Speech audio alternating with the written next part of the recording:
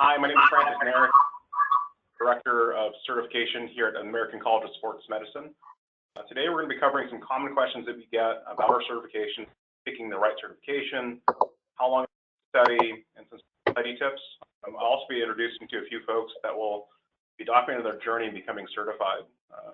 Without further ado, let's get started.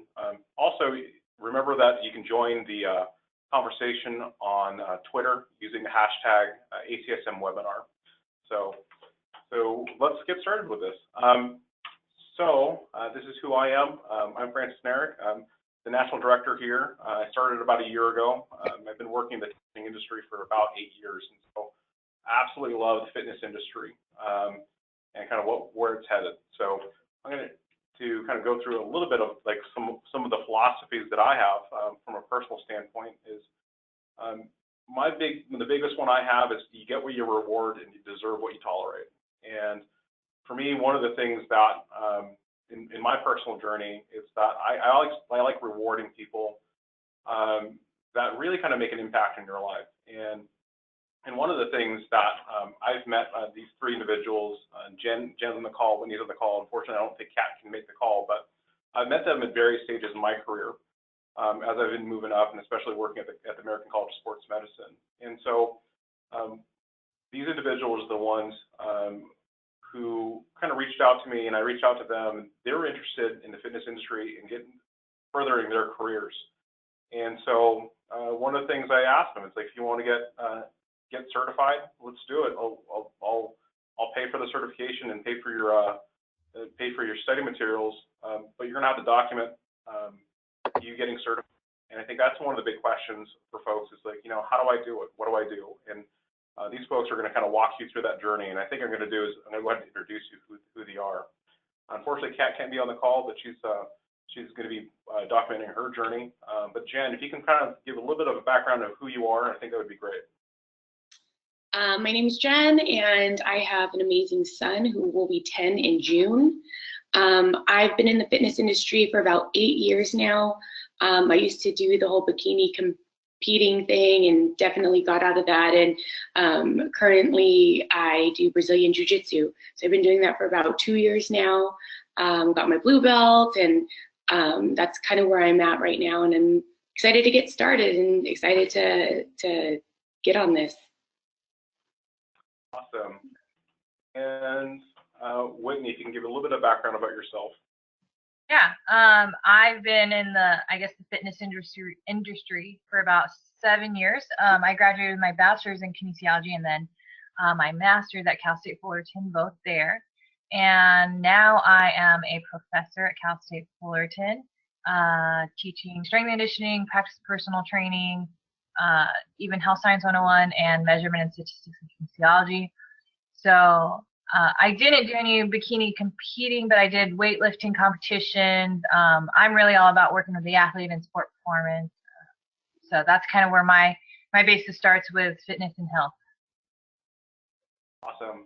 So the very first, so we're going to go through a series of questions, and I'll probably be asking you a little bit about some stuff. But I think the very first question is just like, why pick ACSM? Why pick the American College of Sports Medicine?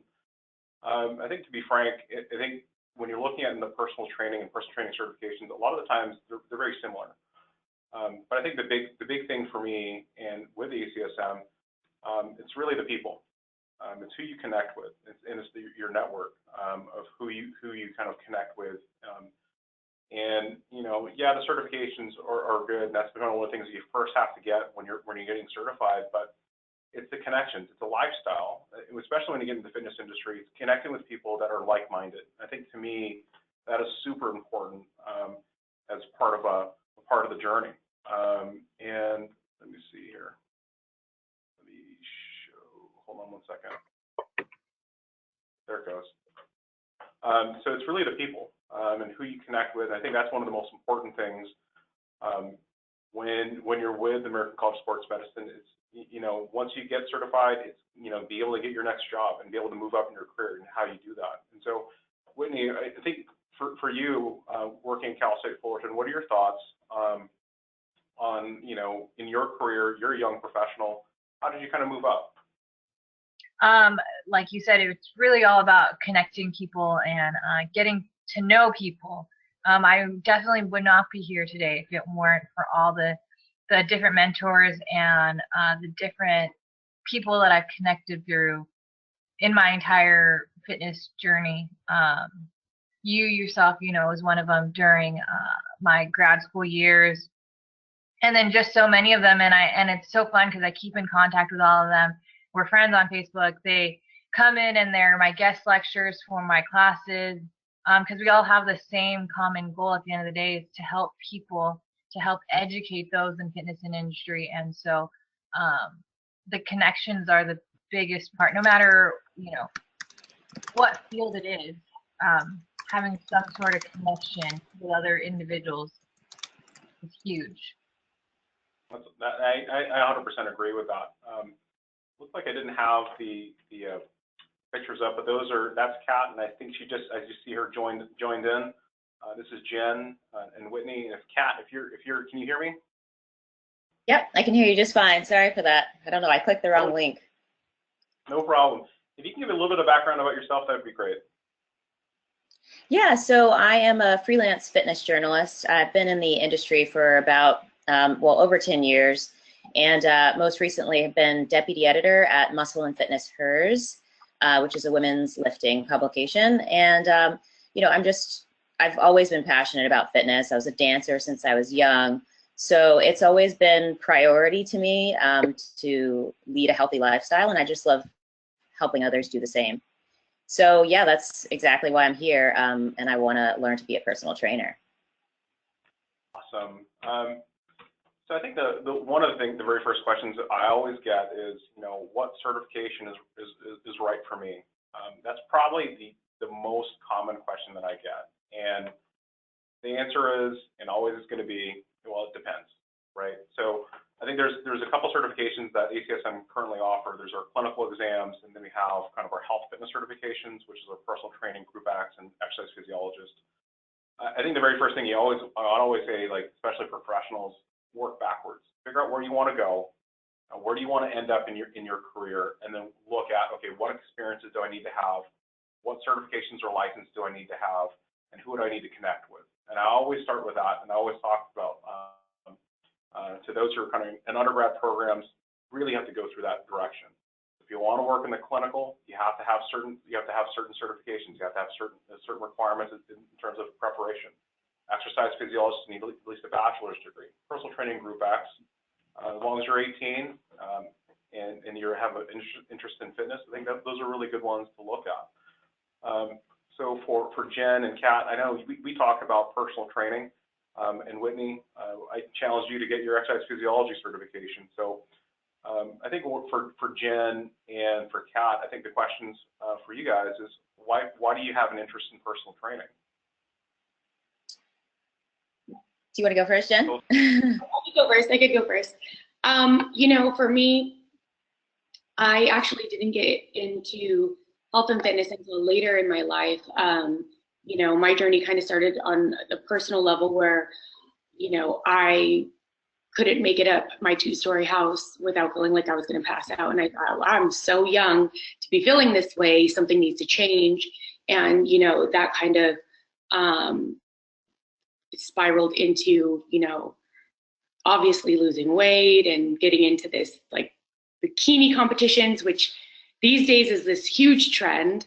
And everything. And so, definitely got out of that. And I think now it's more about educating people on true health and fitness. I think social media plays this huge role on glamorizing something that is false. And so being able to go through it and been there and be able to speak from experience and dealing with people that have an unhealthy relationship with food and with working out, I think this will give me a little bit more of an understanding and a platform and a way to explain, true health and true fitness and be able to guide people through it. So that's kind of where my passion comes from. Great. And Kat, how about you? Why do you want to become a personal trainer? So for me, it's really about foundational knowledge. So having been in the industry for a long time, I can write exercise descriptions in my sleep, but do I know exactly, the muscles that are firing and the joints that are supporting you and, all of that? I don't know as much as I want to know to be able to help people on an individual level yet, and also on a wider level using social media as a platform. So I really want to get that base. I'm such a science geek too, so I want to know, the basis of how somebody who hasn't been in fitness their whole lives, like I have, how I can work with them on a psychological level, on a daily habits level, and all the things that are just sort of the nitty-gritty details that you would need to know as a personal trainer, because it's not just about, it's not just about the movement. It's not just about lifting things up and putting things down. It's about the whole person's life on a day-to-day basis. So I really would love to learn how to work with people on an individual level like that. Awesome. And Whitney, exercise physiology. Because you challenged me. No, I mean, I already have my certified strength and conditioning specialist. So at the level of designing programs, how muscles work and the muscles firing, I understand that at that level. But there is a side with strength and conditioning, with kinesiology, with fitness, that you've got to be all encompassing. And exercise physiology plays a big role in how exactly are we firing those motor units. How do we recruit those motor units to turn on? How do we turn on the small ones and the big ones? And then bilateral deficit training and what goes on at the nervous system level, all that still plays such a huge role in the fitness industry. And so getting to take this exam is going to make that knowledge so much more stronger for me as a strength and conditioning coach, as a personal trainer, as a person as a whole, for knowledge base. That's awesome. And I agree with all three of you. I mean, we all have different journeys in how we get there, right? And I think to me, it's always been about challenging yourself, both mentally, and that's kind of the reason why I got my MBA. It was just like, I need to get something outside of just my comfort zone and be able to kind of challenge myself. Same thing with physical. You have to continually challenge yourself or you just get stuck. And I think that's one of the big things when you go through there. So those are the kind of certifications. And I think this is the one, it's just, I think a lot of people are asking, I see these kind of flying across the questions, like, how do I prepare? What am I getting myself into? And I think that Jen has the books, and I think she has like a ton of them on her table there. And she goes, oh my gosh, there's so many books that are here. Where do I get started? And I get that. So if you go on the website, you can see on our certification.acsm.org, we have a ton of stuff that's available. But I think what ends up happening is that biggest mistake people get is they get stuck in the details. And what they start doing is, especially when you start reading through books, the challenge is when you start reading through it. I think one of the things that I can kind of back up is that grad school, when I got my master's in exercise physiology, is I started reading books differently. And the way I started reading things was looking at the summary first, and then the learning objectives. And then what I ended up doing was figuring out what the big picture was first and how those big pieces fit. And then after I did that, then I started reading the way I would go through the chapter I'd be reading the first and last sentence of every paragraph and looking at the pictures. And typically when you look at that, it's just like the first sentence will tell you what the whole paragraph's about, and the last sentence is the summary of what you just read. And then when you look at the pictures, those and those call outs, those are providing you really key things that you should know about that document. And then at the end of it, once I kind of went through that whole chapter, then I would read for detail. And what people do, they end up doing is that they start reading the details first, and then they try to make sense of the big picture. And people just get stuck in the details and they get really confused. I think that's one of the things is that what I see as a big mistake for people to do is that when you start reading through textbooks, especially things that are very dense, they go straight for the details and they're like, oh, okay, well, what's a 90th percentile for a 45-year-old female that has, I don't know, Auschwitz slaughters? And you're just like, do I have to know that information? Yes and no, but what it comes down to it is just like, can I ballpark somebody? Do I know how these big pieces fit together? And that's really critical. And so when you start looking at these, really know the big picture. And I think that's one of the big keys when you're working in any exams, whether it's ACSM or anywhere else. You have to know the big picture. How do these big these pieces fit? Where is the destination? So if I'm starting somewhere, do I know how do I get a client started through, okay, well, how do I design an exercise program, and how do I know it's working? And I think those are really key things. And the big thing for you guys, what I'm going to do is I'm going to show you, for you guys, for here, Jen and Whitney and Kat, and the rest of you guys are here, this is the roadmap. So I kind of showed you back here, this is kind of the roadmap. This is the roadmap. And this is where everyone kind of forgets about this piece. So what I'm going to do is, I'm going to go ahead and jump into the website. Hold on 1 second. I'm going to drop it over here. You guys should be able to see that, yes? Hold on. Yep. Okay, so I'm going to make it kind of a little bit bigger. But what this is called is the job task analysis. And this is freely available. I actually uploaded it to the webinar, and so you guys can see it whenever you want it. But I put the most up-to-date personal trainer one and exercise physiology ones up there. We're updating our clinical exams and then also our group exercise, but this is where you really want to get started. So this gives you an overview, and one of the big things you want to look at is this table here, table 1. I'm going to zoom it in a little bit so you guys can see it. In this table, it'll tell you what % of the exam comes from each area. If you're looking at the job task analysis, one of the things you want to look at is where the number of questions are coming from. So for example, there's 45% of the questions that are coming from exercise programming and implementation, and 10% are coming from legal and professional responsibilities. So if I'm spending my time, if I am spending my time equally between domains 1, 2, 3, and 4, you're wasting your time. If I spend if I spend like 50% of my time in legal and like 10% of my time in exercise programming and implementation, you're doing yourself a disservice. You really need to spend time where those questions are coming from. I think that's a really important thing to look at. In addition to this, we have things called cognitive complexity. So how difficult is information, right? So I think this is one of the ones that you really have to pay really close attention to this. So one of these ones is called, so there's 3 levels. There's recall, which is like remembering basic facts.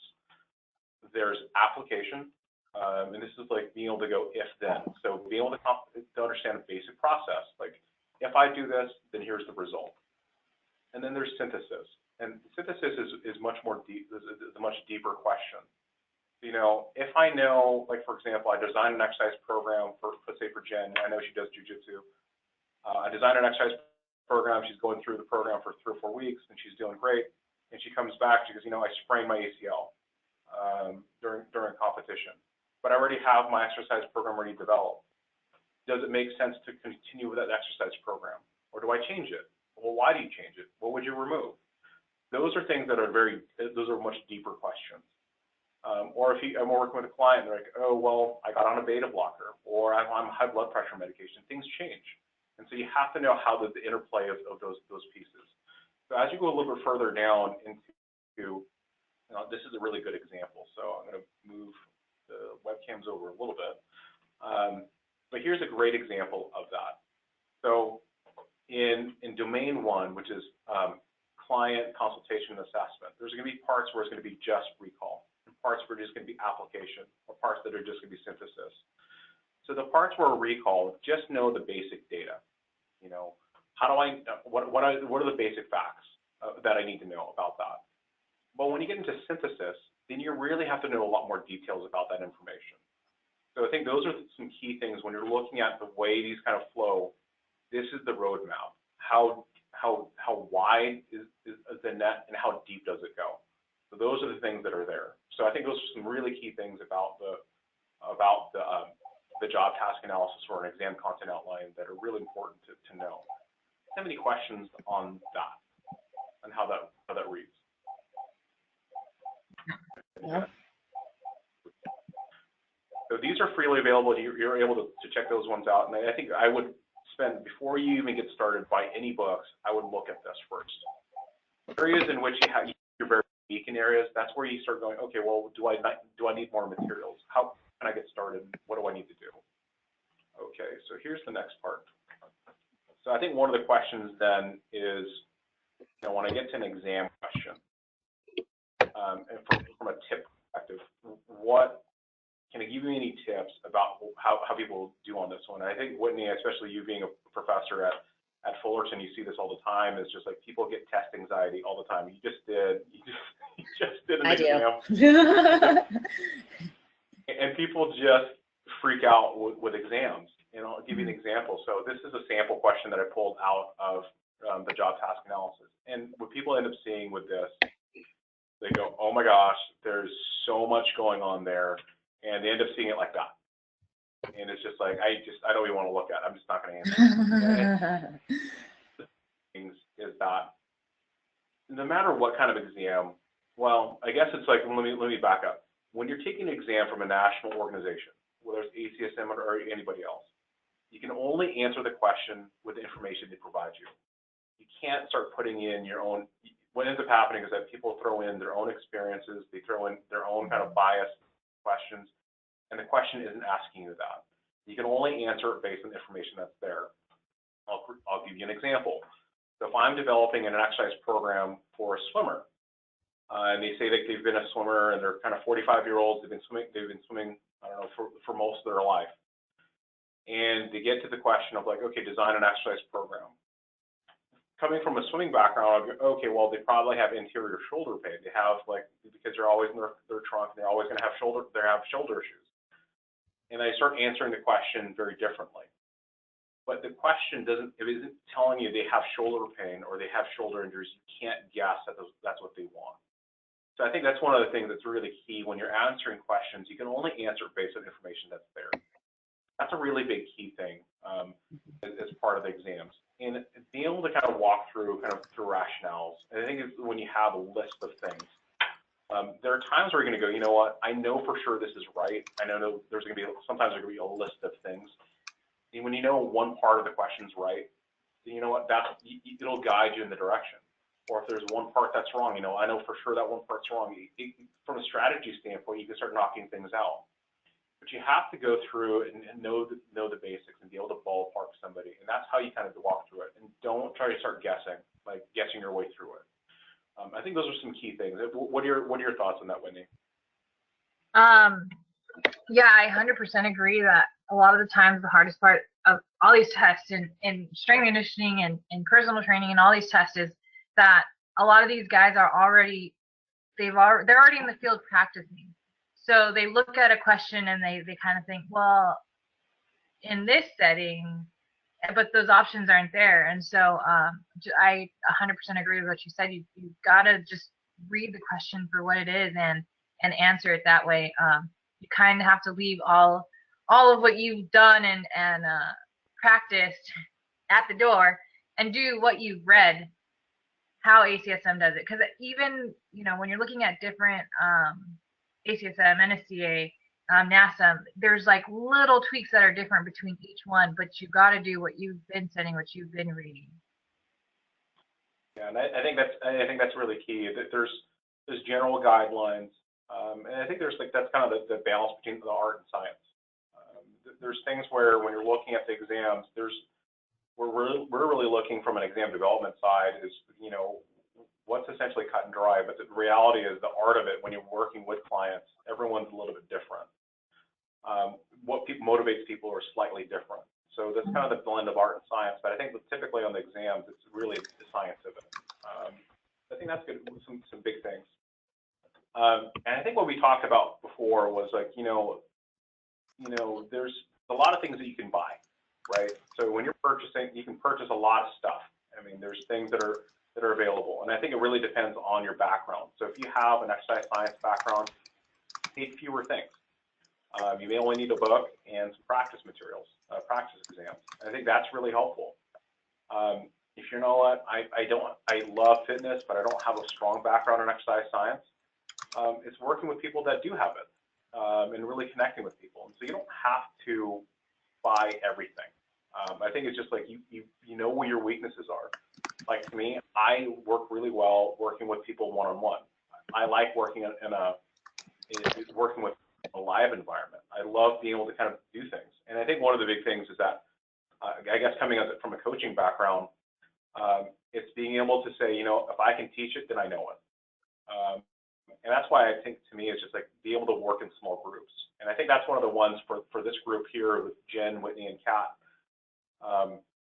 I think this is one of the ones where it'd be really good as you kind of put your stake in the sand, and you know, really kind of start looking at kind of working together on the questions, especially when you get to areas where, you know what, I'm a fish out of water. What do I do? And be able to ask those questions. And I think that's one of the ones for the challenge for Whitney and myself and others is be able to explain it in a way that's understandable. And I think those are some key things. And one of the things I'll give you guys the challenge is if there's something that you don't know and you're having a really hard time with, we can certainly look at providing another webinar and having a professor come on and try to answer some questions for you guys. And I think that's going to be the same questions that you'll get from other people as you're doing it, and holding other people accountable. The same thing is just like you're working when you're in a group training session. People do really well when they're working as a team because it's the group above self. So I think that's one of the ones when you're looking at it from that perspective, getting in small groups and learning together. That's where you do a really good job doing that. And those are the ones who can hold each other accountable. The other one is when you're looking at the kind of the accountability piece. The one thing that I did when I was at Cal State Fullerton and I was in my master's program, I took one of my favorite professors at all time is Lee Brown, and I took an independent study class. And in the independent study class, one of the things that I did was, you know, hey, I want to get my national certification. He's like, well, go do it, make an independent study class. And what I ended up doing was I put my stake in the sand. I go, okay, well, I'm going to take it at the end of the semester, come hell or high water. I put my 300 bones down and bought the exam, and I go, well, there's no turning back. And I forced myself into that. So where I had to force myself into study and prioritize my time. And I think this is actually a really good question, both for Kat and Jen and Whitney, is that, you know, one of the challenges I put out to all three of you was, you know, let's get certified and take a date. And one of the things that all three of you have different priorities. And so I guess let's ask Kat now, you know, with your background and kind of what you're doing and your challenges, you know, and you're planning on getting certified in the next few months here. When are you planning? I think the one question is, when are you planning to take it, and how are you going to prioritize your time? Yeah, so July. And I have honestly no idea how I'm going to prioritize my time. But you know, it's about making a plan. It's about looking at, like you said, take the bird's eye view so that I know what I'm looking to do for each month and then breaking it down into smaller chunks. That's the best way to handle any problem. So that's what I'm going to do. Yeah, how about you, Jen? Definitely gonna take Kat's advice and break it down. I was like, oh, I'm gonna do that too. To be completely honest, I've been thinking about this a lot because I do have a lot on my plate, working and kids, and you know, everybody has a long list. But I kind of have been like, you know, I have all these young kids, all these associates that work for me that are able to go to school full time and work full time. I'm like, if they could do it, I could do it too.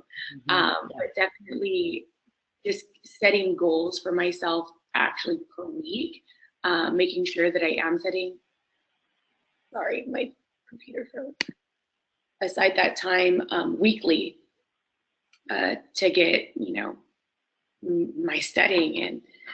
But it's still a little bit up in the air. I think it's going to be a constant work in progress. Probably a lot of late nights. Yes. And Whitney, I think it's one of the ones for you. You're taking the exercise physiology exam, and I know you're working full time and you're teaching the stuff. So let's kind of take it from, I guess, a professor who teaches personal training classes. What do you think they should do prioritizing time? So let's assume that they're both going to take the exam in July. Oh boy. Where would you start them? You know, with them having already had the practical side and being in personal training and knowing how to exercise and the big muscles, I would say that's more the least of their worries. If they're focused or they have never focused on special populations and risk stratifications that are associated with the ACSM measures, I would definitely take time to make a chart that would help you understand, all right, they have this risk, so it puts them at a moderate risk. And I actually teach the ACSM risk stratification to my personal training students, and they just had an exam on it too. And I need to ask them what their trick is on setting up a way to memorizing it, but they memorize it. And so I would always say that's the biggest thing about studying for personal training, is working more on the special populations risk stratifications, because it really is something we don't work on enough of. We know we have our pregnancy group, we know we have our older adults, we know we have our youth athletes, but a lot of times now, right, cardiovascular diseases, metabolic diseases, those are becoming more and more prevalent out there. So focusing on that for sure, because exercise, movement, and how to do the movements, you guys have that down. I would just say risk stratification, special populations would be a major focus for you, or start there. I think one of the things I'm going to put you guys in the spot is maybe one of the things where for Whitney, if you're looking at kind of like program design, you're looking out about 5-6 months out. Maybe that's one of the things that you can help them out with is, you know, hey, look, we're going to break down your 6-month time. This is where, like, week 1 through week 2, focus on these areas and be able to kind of start looking at that. Potentially that's one of the areas too, is that if you guys would be game to doing it, maybe you guys can do a kind of a study group. But I think that's one of the ones where you look at July, like taking the exam in July.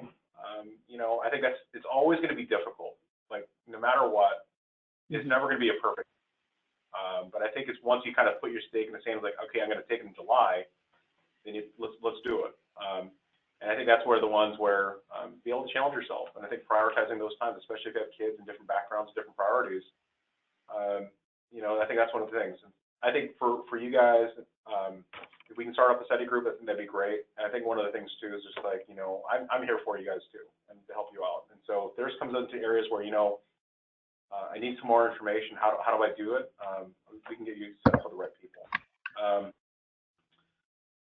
So I think this is one of the big questions then. It's just like, you know, once you get certified, I think everybody thinks, okay, well, I'm done.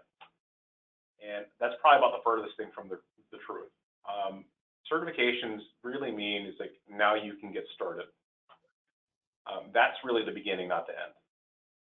And I think that's one of the things where people are like, okay, they're so fired up, like, okay, how do I study? What do I do? What do I do? What do I do? How are you going to help me get to where I need to go with certifications? And, you know, that's great that you're studying. But at the end of it, it's just like, once you're there, it's really kind of like taking off on your career. That's kind of sets the foundation. Now you're certified, you can do a job.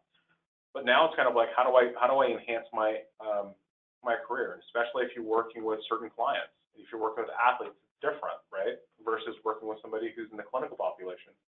You know, you're still developing those exercise programs to based on their ability, but sometimes their need is a little different.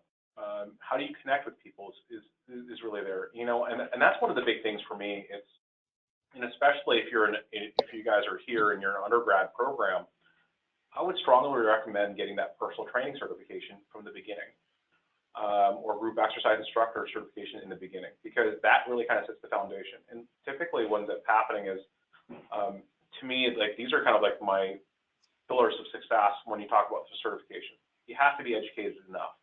It depends on the requirements. So, especially when you're passionate about things, you have to be educated enough. The next one, you have to have the right certification, whatever they are. The third one is you have to gain that experience. And the fourth one is you have to have those soft skills.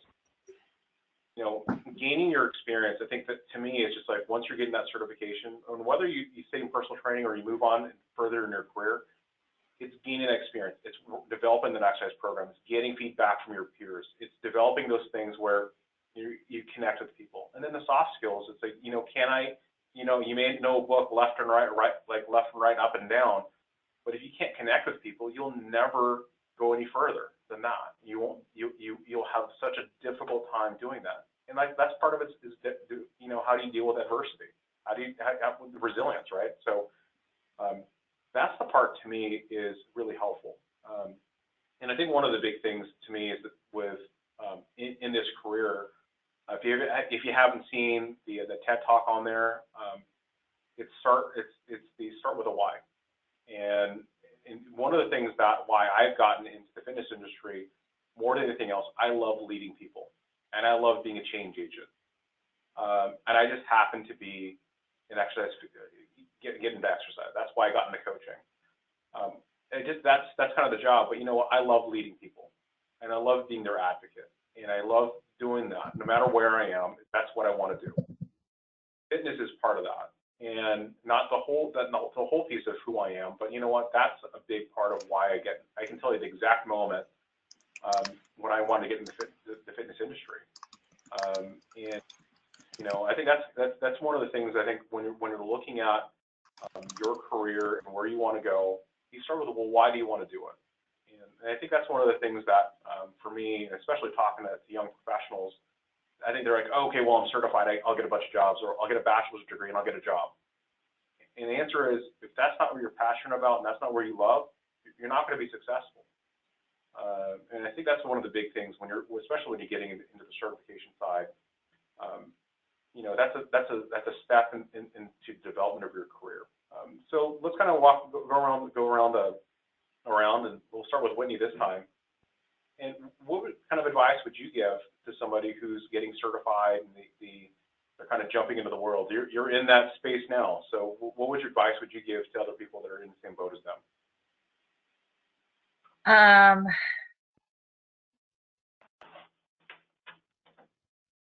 Don't get lost in the detail.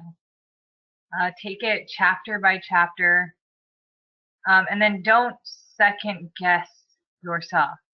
And I think the biggest thing is it's so easy to read the science portion of it. Make sure that you're going out and practicing, teaching someone an exercise, having someone do a movement and see the human error. Because even when you watch it or see it in books, it's one thing, but when you have someone actually do the movement, you see the error that gets associated with it, and it kind of helps you connect. Oh, so that's why if this happens, then this is why. So I think the biggest part is getting the practice part of it, the practical side, because we can flashcard and know the science to a T and risk stratifications to a T, but if you don't know how to see the person move, if you don't know how to watch all that, that's going to be your biggest downfall.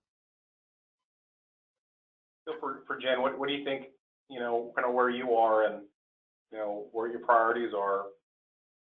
Where do you see yourself? Like, oh gosh, it sounds like, what do you want to do when you grow up? But essentially, where do you see yourself going from here? You know what? I kind of see this opportunity as an open door of like, okay, I really don't know, but it's this opportunity got presented to me, and it's something that I'm definitely interested in, and something that I never really pursued.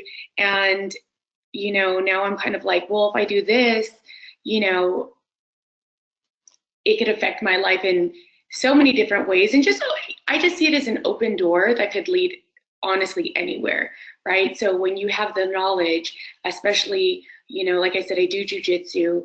My boyfriend owns a jujitsu academy, so we're around it all the time.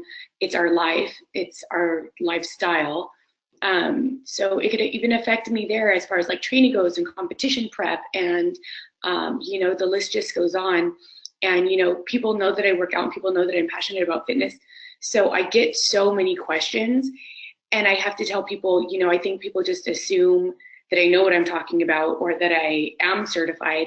So this will kind of just open a door to ultimately finally be able to answer the questions that people have for me, and be able to help, you know, even just not just our business, but, you know, I don't know, anybody that has questions. Like I said, I get bombarded with these questions because people know I work out, and I'm like, I don't know what to tell you.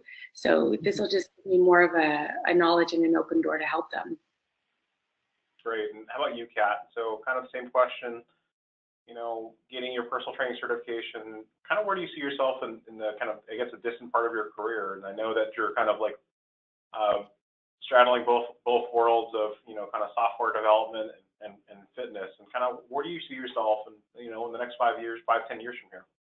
Yeah, it's a really great question. In fact, my answer is kind of twofold. So yeah, that's the other big kicker right now. I'm studying software engineering. And my ultimate goal is to marry the fitness world with the technology world, you know, in a way that I've never done before, but that I know that, you know, innovators like at Fitbit and Nike and all these other, you know, large brands are doing. I would love to be able to bring, you know, the workout mechanics and all that to the table as well, with a truly educated perspective. You know, again, like Jen said, you know, people assume that I know exactly what I'm talking about, but, you know, do I know that the scapulas are supposed to be recruited right then and there?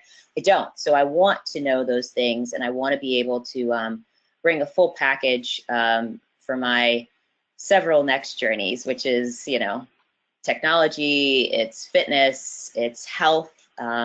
You know, last year I struggled with health issues, and I'm still working on autoimmune health issues, and it's a new thing for me that, you know, gave me a real wow moment, you know, being able to tackle my own issues on a daily basis and realize that, finally realize that, you know, not everybody is completely able-bodied. Even if they look like they are, they're not necessarily, and I want to be able to help them, you know, as a trainer and as somebody who's looking out for them, both physically, mentally, nutrition-wise, and giving them, you know, a full package. So, yeah, I'm not exactly sure where I will be, but I do have these very grand visions of it all just meshing together and beautifully.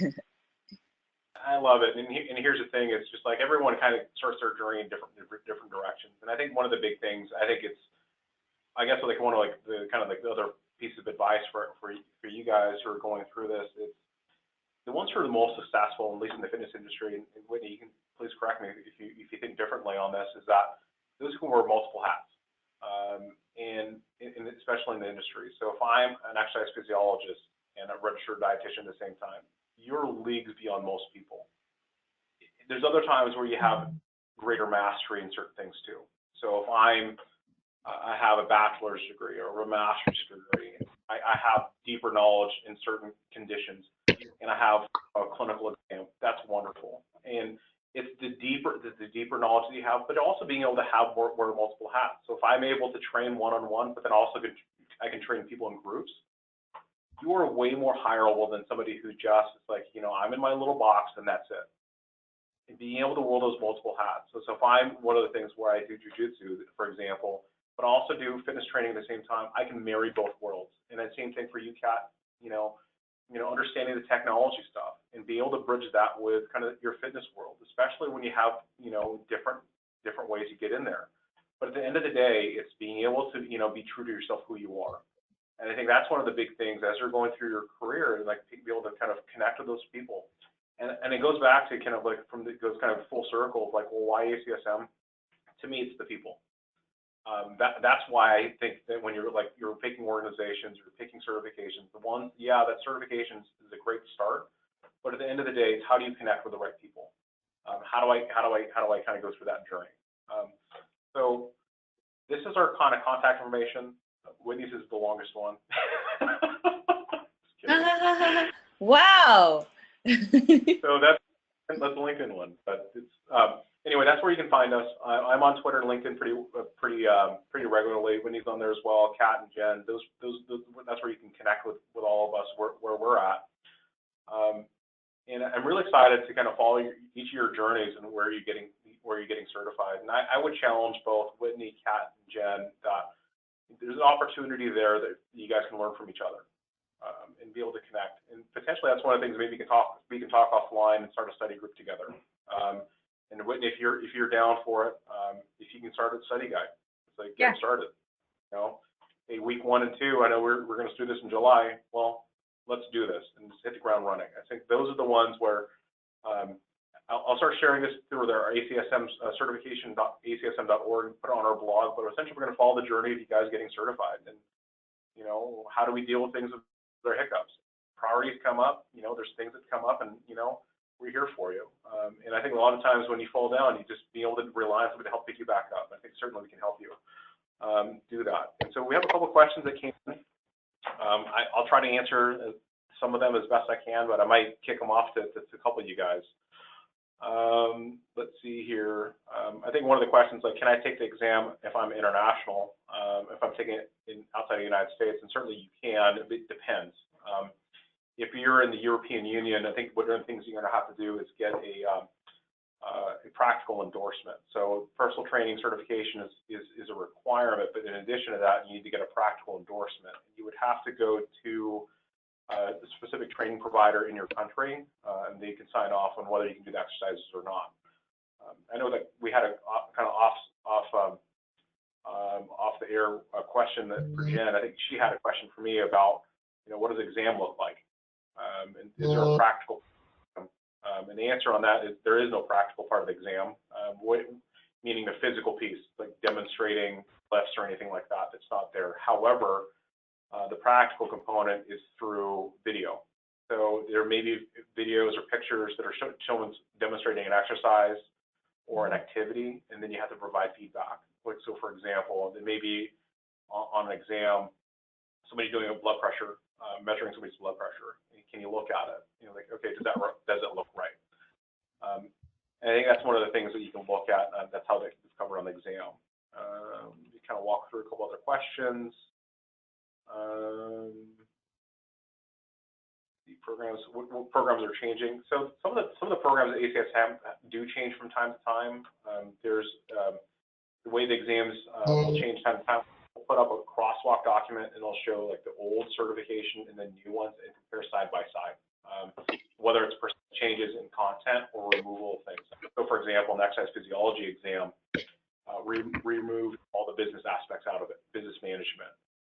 Because that's one of the questions that you would have is just like, okay, as an exercise physiologist, that means everybody's a manager, and the answer was probably not. So we end up removing that part out of the exam. So there's things that change over time, but we'll put up on there where to find that information. You can find that on our website. That's the practical question. Let's see. So one question is, if I'm an exercise physiologist, does it double as a personal training certification? Or are they really different? You can probably use them both. You can use it as personal training certification. The exercise physiology to as an advanced level personal trainer, I guess, if you're going to do that. But it really depends on your employer. If your employer recognizes that, sometimes we do the same thing with the NSCA CSCS exam. They'll use that as like the certification as a replacement for personal training. But the one thing I would caution you against that it has to cover the risk assessment. I think is one, whether or not you can flag people for illness or flag people for different diseases or conditions. You have to have that as part of your onboarding requirements when you're onboarding clients. So that's going to be there, especially if you were to get sued, they're going to ask you, well, how do you know that you should have been doing those exercises, or they're appropriately could be starting an exercise program. So as long as it's in there, you're probably doing it. But I would go through your employer because every organization is a little bit different. Sometimes they have a preference for one over the next. Let's see. International. Is there an online test? I think that's the next question. You have to take your exams from ACSM through Pearson VUE. And Pearson VUE is a third-party testing site. And so if you go to pearsonvue.com/ACSM, you can see where all the testing sites are available. I know there's a couple of Fullerton, for example, and there's a couple in New York. But they're pretty much the largest test administrator, and they're pretty much around the world. You should be able to find them in most places.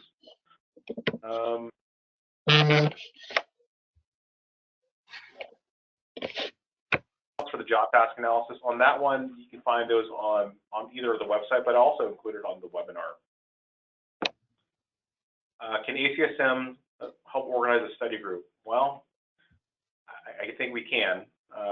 Let me see what I can do. If you're interested in that, shoot me an email. Just reply back to the email that you got in the webinar, and we'll try to get you started on that. Let's see.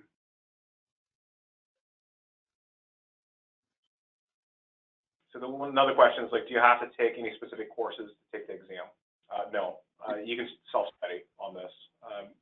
From NCCA accreditation's perspective, how you prepare is independent of the exam itself. So we can't force you to take certain classes. So that's a little bit different. One of the ones is like, where do you get your hands-on experience? Although it's not required as part of ACSM's thing, I think one of the things is it's being able to connect with people that are certified and networking with people. And that's your job to be able to do that. I think that's kind of the requirement, like, as you're preparing, and I think this is one of the ones for Jen and Whitney. I know you guys are both in and around Fullerton, to be able to connect with each other, especially with exercise testing stuff. I think going through that, I think a lot of it, you have to have that hands-on, knowing how it feels and what it looks like. But I think with the exercises themselves, you will probably be okay, based on kind of like at least my knowledge of what you've done in the past. But I think there's going to be things like, how do you do a blood pressure? For at least for Jen, I think you may or may not have that experience. So being able to walk through those experiences, and I think that's one of the ones for the two of you to kind of get together and to go through that. For Kat, I think that's one of the ones where working your own personal network of knowing people who are certified who do this stuff and asking the questions and helping out that way. Let's see.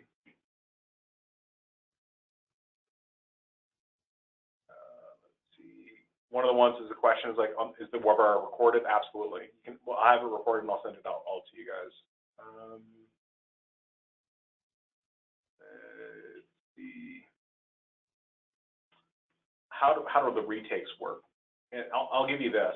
It's that those who will retake our exams typically get the exact same score unless they change their study habit. So if I get like, I don't know, our pass rate's a 550. If you get a 540 on the exam, you didn't pass, and you go try to retake the exam, and you studied the exact same way, you'll probably fail the exam again.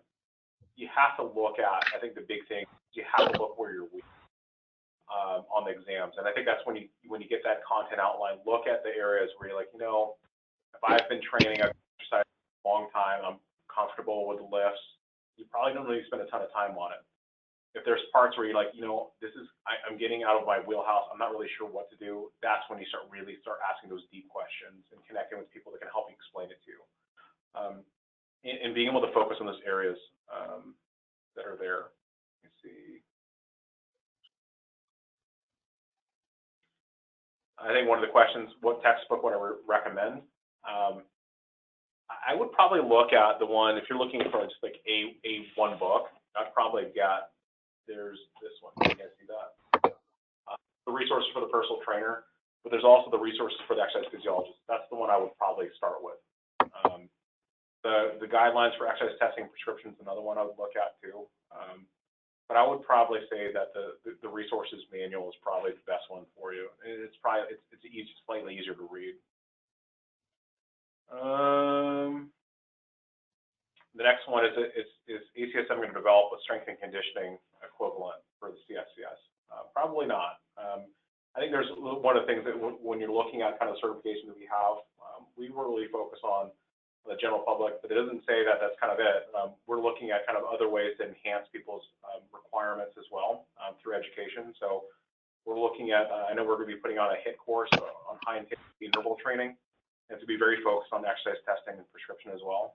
So I think those are the things that we can see. I think one of the questions we get too is on business. It's like, you know, how can you help me sell things better? We're looking at adding those as educational enhancements to certifications. But the certifications that we have are going to probably stay pretty consistent, but we're certainly looking at other ways to grow you guys in your profession through educational opportunities. Let's see. What do you mean by a 550 pass rate? So I think this is the next question is on here. So we have a scale between 200 and 800. If you ever took the SATs, it'll give you a range. That's not your raw number of scores. So what ends up happening with the way we calculate it, I'm going to give you a way more complicated answer to this. So if I get, if there's 120 available answers, a 1 is 200, and there's 120 questions on the exam, a 120 is 800. Then your number is then scaled, your raw number is scaled then to what the passing point is. I know that's way more than you need to know, but ultimately at the end of the day, it's like you need a 550 to pass the exam. It's done statistically. Let's see. Resources. You know, are there other resources for education? You know, I think it's easier to study now than it is when I studied. Now I'm gonna sound like my dad, and like I was walking through the snow to get my snow to do this. But I think the end of this is like, you know, there's that you can get in terms of exercise physiology webinars that you can get on today that are you can get on edX. You can get like the free massive, like the MOOCs, the massive online courses that you can get on. Those are like free courses you can get that professors from different universities will put their lectures on there. You can get those for free. So if you're really weak in certain areas, I would jump in to see. You can find that information on some of those the big MOOCs, and I think that's really helpful. And I think that's it. So if you guys have any questions, you can always shoot me an email, respond back to the email that you guys had, or you can always hit me up on LinkedIn or Twitter.